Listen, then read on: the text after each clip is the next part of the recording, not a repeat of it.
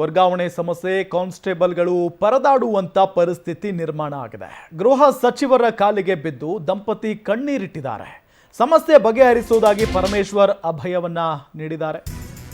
ವರ್ಗಾವಣೆ ಸಮಸ್ಯೆ ಈ ಪೊಲೀಸರದೊಂದು ಕತೆ ಇದೆ ಪಾಪ.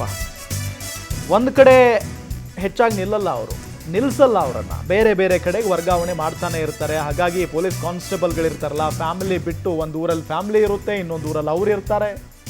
ಪತಿ ಪತ್ನಿ ಕಲಹ ಸಮಸ್ಯೆಯಿಂದ ಮುಕ್ತಿ ಕೊಡಿ. ಗೃಹ ಸಚಿವ ಪರಮೇಶ್ವರ್ಗೆ ಕಾನ್ಸ್ಟೇಬಲ್ ದಂಪತಿ ಮನವಿಯನ್ನ ಮಾಡಿಕೊಂಡಿರುವುದು. ಮದುವೆ ಆಗಿದ್ರು ಪತಿ ಪತ್ನಿ ಬೇರೆ ಬೇರೆ ಕಡೆ ಕೆಲಸ ಮಾಡ್ಕೊಂಡಿದ್ದಾರೆ. ತಂದೆ ತಾಯಿಯನ್ನ ಸಾಕೋದಕ್ಕೆ ಆಗ್ತಾ ಇಲ್ಲ ಅವ್ರ ಕಡೆಯಿಂದ, ಹಾಗಾಗಿ ಅಳಲು ತೋಡಿಕೊಂಡಿದ್ದಾರೆ. ಇದೇ ಸಮಸ್ಯೆಯಿಂದ ಡಿವೋರ್ಸ್ ಕೇಸ್ ಜಾಸ್ತಿ ಆಗ್ತಾ ಇದೆ. ಎಕ್ಸಾಕ್ಟ್ಲಿ ಹೌದು. ಪ್ಲೀಸ್ ನಮ್ಮ ಸಮಸ್ಯೆಗೆ ಪರಿಹಾರ ಕೊಡಿ ಅಂತ ಹೇಳಿ ಗೃಹ ಸಚಿವರಲ್ಲಿ ಮನವಿಯನ್ನ ಮಾಡಿಕೊಂಡಿದ್ದಾರೆ.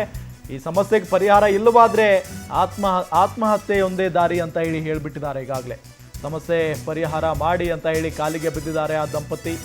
ನಿಜಕ್ಕೂ ನೋವಿನ ಸಂಗತಿ ಇದು.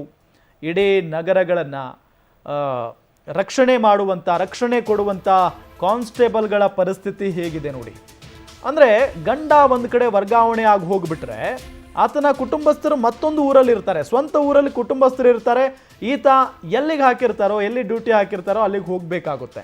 ಅಂದರೆ ಗಂಡ ಹೆಂಡತಿ ಜೊತೆಗಿರೋಕ್ಕಾಗಲ್ಲ, ತಂದೆ ತಾಯಿಗಳನ್ನು ಸರಿಯಾಗಿ ನೋಡ್ಕೊಳ್ಳೋದಕ್ಕಾಗಲ್ಲ, ಇಂಥ ಸಮಸ್ಯೆಗಳು, ಮಕ್ಕಳ ಮುಖ ನೋಡೋದಕ್ಕಾಗಲ್ಲ ಪಾಪ ಅವಕ್ಕೆ.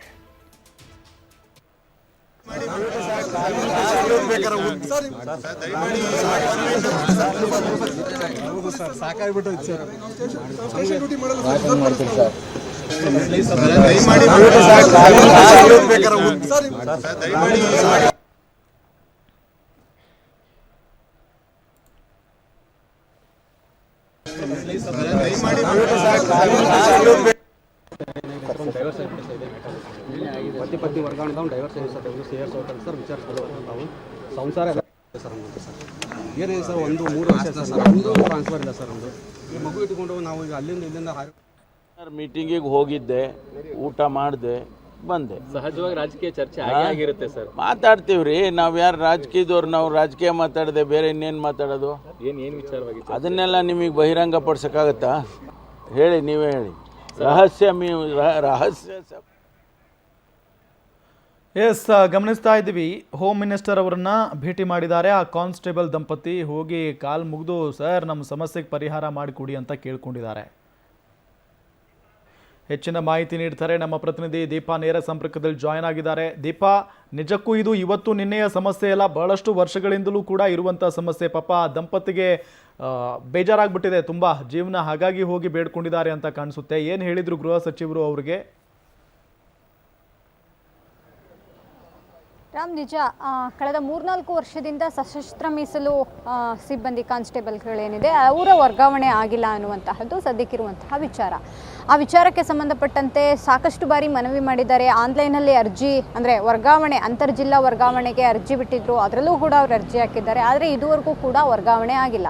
ಅದರಿಂದ ಕುಟುಂಬ ಸಮಸ್ಯೆಗಳು, ಕೌಟುಂಬಿಕ ಸಮಸ್ಯೆಗಳು, ಗಂಡ ಹೆಂಡತಿ ಸಮಸ್ಯೆಗಳು, ಅಪ್ಪ ಅಮ್ಮನ ಸಮಸ್ಯೆಗಳು ಸಾಕಷ್ಟು ಆಗ್ತಾ ಇದೆ ಅನ್ನುವಂತಹದ್ದು ಅವರ ಅಳಲು. ಹಾಗಾಗಿ ಇವತ್ತು ಹೋಮ್ ಮಿನಿಸ್ಟರನ್ನು ಭೇಟಿಯಾದಂತಹ ಸಂದರ್ಭದಲ್ಲಿ ಬೇಡ್ಕೊಂಡ್ರವರು, ನಮಗೆ ಸಮಸ್ಯೆ ಆಗ್ತಿದೆ, ವಯಸ್ಸಾದ ತಂದೆ ತಾಯಿಗಳಿದ್ದಾರೆ, ಅಂತರ್ಜಿಲ್ಲೆ ಇರೋದ್ರಿಂದ ಹೆಂಡತಿ ಒಂದು ಕಡೆ, ಗಂಡ ಒಂದು ಕಡೆ ಕೆಲಸ ಮಾಡೋಕ್ಕಾಗ್ತಿದೆ, ಕುಟುಂಬ ಒಂದು ಕಡೆ ಇದ್ದರೆ ನಮ್ಮನ್ನು ಒಂದು ಕಡೆಗೆ ಹಾಕಿದ್ದಾರೆ, ಮಕ್ಕಳು ಮುಖ ನೋಡೋಕ್ಕಾಗ್ತಿಲ್ಲ, ಹಬ್ಬ ಹರಿದಿನಗಳಲ್ಲಿ ಮನೆಗೆ ಹೋಗೋಕ್ಕಾಗ್ತಿಲ್ಲ. ಹಾಗಾಗಿ ನಮಗೆ ವರ್ಗಾವಣೆ ಸರಿಯಾದ ರೀತಿಯಲ್ಲಿ ಪಾರದರ್ಶಕವಾಗಿ ನಮ್ಮನ್ನು ವರ್ಗಾವಣೆ ಮಾಡಿಕೊಡಿ ಅನ್ನುವಂತಹ ಮನವಿಯನ್ನು ಅವ್ರ ಮುಂದೆ ಇಟ್ಟರು. ಇದೇ ವೇಳೆ ದಂಪತಿಯೊಬ್ಬರು ತೀರಾ ಇದರಲ್ಲಿ, ಅಂದರೆ ಮನವಿ ಮಾಡ್ಕೊಳ್ಳೋದಷ್ಟೇ ಅಲ್ಲ, ನಾವು ನಿಮ್ಮ ಕಾಲಿಗೆ ಬೇಕಾದರೂ ಬೀಳ್ತೀವಿ, ದಯವಿಟ್ಟು ನಮಗೆ ಕುಟುಂಬದ ಜೊತೆ ಸೇರಿಸಿ ಅನ್ನುವಂತಹ ಒಂದು ಅಳಲನ್ನು ಹೋಮ್ ಮಿನಿಸ್ಟರ್ ಮುಂದೆ ತೋಡ್ಕೊಂಡಿರುವಂಥದ್ದು. ಹೋಮ್ ಮಿನಿಸ್ಟರ್ ಅದಕ್ಕೆ ಅವ್ರಿಗೊಂದು ಭರವಸೆಯನ್ನು ನೀಡಿದ್ದಾರೆ. ನಂಗೆ ಗೊತ್ತು ಈ ವಿಚಾರ ಅಂತರ್ಜಿಲ್ಲಾ ವಿಚಾರವಾಗಿ ಬಂದಾಗ ಅಥವಾ ವರ್ಗಾವಣೆ ಅನ್ನುವಂತಹ ವಿಚಾರ ಬಂದಾಗ ಸಮಸ್ಯೆಗಳಾಗಿರೋದು ಕೂಡ ಇದೆ. ಹಾಗಾಗಿ ಸಂಬಂಧಪಟ್ಟಂತಹ ಡಿಜಿಗೆ ಇದನ್ನು ನಾನು ಹೇಳ್ತೇನೆ. ವರ್ಗಾವಣೆ ವಿಚಾರವಾಗಿ ಪಾರದರ್ಶಕವಾಗಿ ಯಾರ್ಯಾರಿಗೆ ನಿಜವಾಗ್ಲೂ ಸಮಸ್ಯೆ ಇದೆ, ಜೆನ್ಯೂನ್ ಆಗಿ ಕೇಸಸ್ಗಳು ಯಾವಿದೆ, ಸಮಸ್ಯೆ ಇರುವಂತಹ ಕೇಸಸ್ಗಳು, ಅವರನ್ನು ವರ್ಗಾವಣೆ ಮಾಡಿ ಅನ್ನುವಂಥ, ಅಂದರೆ ಕುಟುಂಬ ಎಲ್ಲಿರುತ್ತೋ ಅಲ್ಲಿಗೆ, ಜೊತೆಗೆ ಹೆಂಡತಿ ಮತ್ತು ಗಂಡ ಇಬ್ಬರು ಒಂದೇ ಡಿಪಾರ್ಟ್ಮೆಂಟ್ ಆಗಿ ಬೇರೆ ಬೇರೆ ಕಡೆ ಕೆಲಸ ಮಾಡ್ತಿದ್ರು, ಒಟ್ಟಿಗೆ ಕೆಲಸ ಮಾಡುವಂತಹ ಅವಕಾಶವನ್ನು ಮಾಡಿಕೊಡಿ ಅನ್ನುವಂತಹ ನಿಟ್ಟಿನಲ್ಲಿ ಡಿಜಿಗೆ ಹೇಳ್ತೇನೆ ಅನ್ನುವಂತಹ ಮಾತನ್ನು ಹೇಳಿದ್ದಾರೆ. ರಾಮ್, ದೀಪಾ, ತಮ್ಮೆಲ್ಲ ಮಾಹಿತಿಗಾಗಿ. ಎಕ್ಸಾಕ್ಟ್ಲಿ ಹೌದು ಪಾಪ. ಈಗ ನೋಡಿ, ಅವರು ಮನುಷ್ಯರೇ ಅಲ್ವಾ, ಅವ್ರಿಗೂ ಕುಟುಂಬ ಇರುತ್ತೆ, ಅವ್ರಿಗೂ ಹೆಂಡತಿ ಮಕ್ಕಳು ಇರ್ತಾರೆ, ತಂದೆ ತಾಯಿಗಳಿರ್ತಾರೆ, ಸಂಬಂಧಿಕರು ಇರ್ತಾರೆ. ಹಬ್ಬ ಹರಿದಿನಗಳಿರ್ತವೆ. ಆದರೆ ಅವರು ಕುಟುಂಬದ ಜೊತೆಗೆ ಹಬ್ಬ ಮಾಡೋದಕ್ಕಾಗಲ್ಲ, ಒಂದು ಜಾತ್ರೆ ಮಾಡೋದಕ್ಕಾಗಲ್ಲ, ಮನೇಲಿ ಪ್ರೀತಿಯಿಂದ ಮಾತಾಡೋಕ್ಕೂ ಕೂಡ ಸಮಯ ಇರಲ್ಲ.